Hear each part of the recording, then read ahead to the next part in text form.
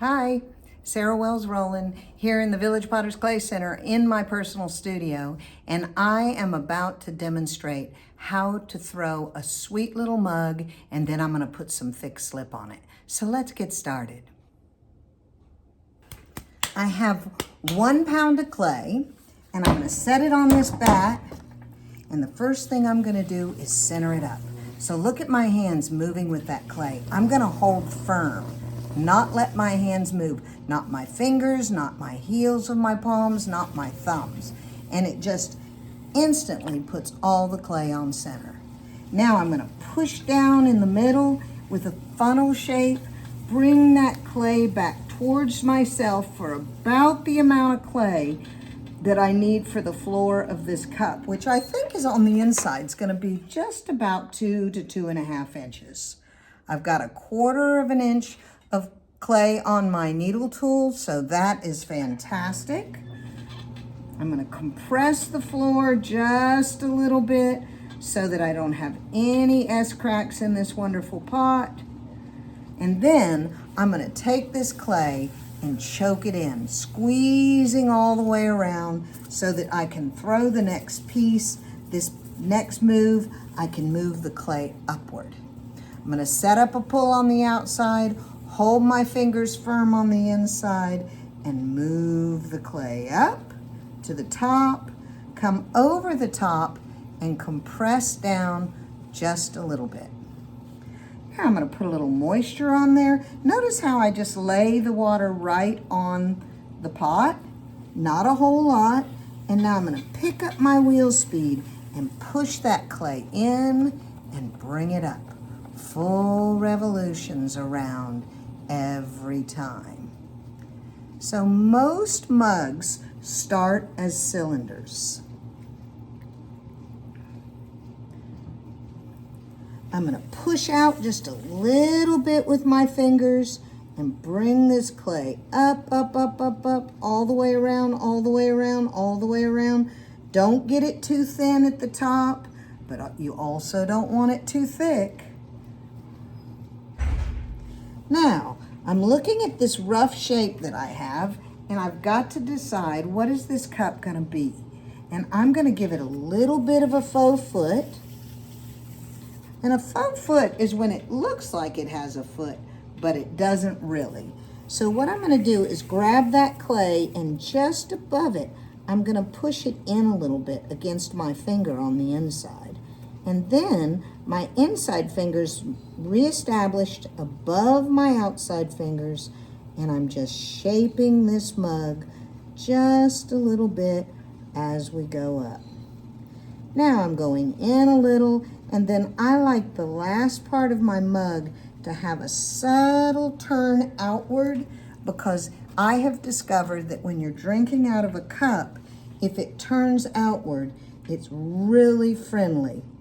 If it turns inward, you're not quite sure when that drink is going to arrive at your mouth. Now I'm just compressing out into this rib to give a nice smooth surface for me to put the slip on. Now when you're throwing something to put slip on, you really need it to be pretty thin, because the thick slip is going to thicken it up again. I'm going to go ahead and undercut right now with this wood knife.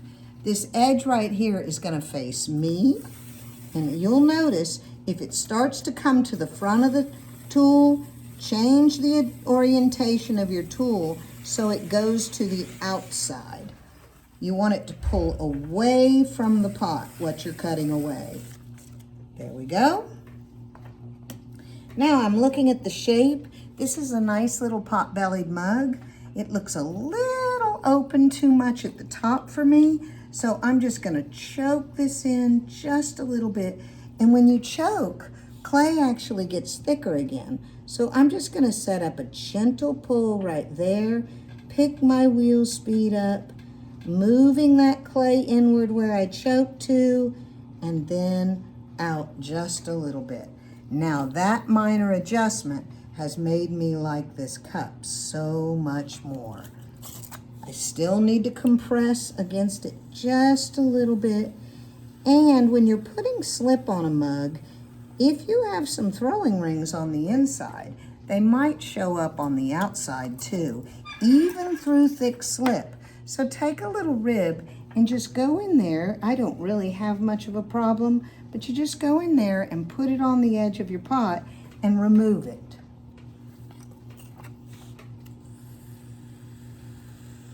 Now, if you're still using a whole lot of water, I suggest you set your pot aside for a while. But if you aren't using a lot of water at this point, you can just put slip on right now. And that's what I'm gonna do. This is Miller 900 from Laguna Clay, and I've got some B-mix wood in a bucket slaked down into a thick slip, and I'm gonna put it on the pot now. It is fantastic. And it's a white stoneware, so it's gonna look really good on the pot. You can do whatever you want with slip on your piece. Whatever you want, whether you do wavy lines or vertical lines or no lines, and you're just putting white on the surface. When you slow your wheel down, you can put waves on there. See that? That's fun. What I tend to do is put it on slip thick and then remove any signs of the circular motion of the wheel, like that. Make sure I have a little bit down here. And then I like to take my fingers and go up like this.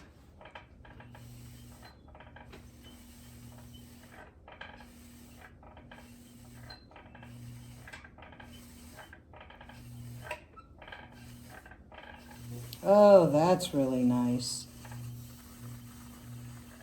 Right there, I didn't get all the way up to the top, so I'm just going to come back and do it again right there. I'm going to come and get it right there and right there. That looks pretty good to me. Now I have my chamois. You can wait, because this is really wet, to fix your rim, or you can go ahead and do it now. Do you see how I just went over it just barely? Now I'm going to go over it just barely with the chamois. I can work on perfecting that later. I'm going to come up under here with my wood stick again and get a nice cleanup. Now that's really wonderful how this dark Miller 900 is going to warm up this light B-mix wood. Here's the beautiful cup.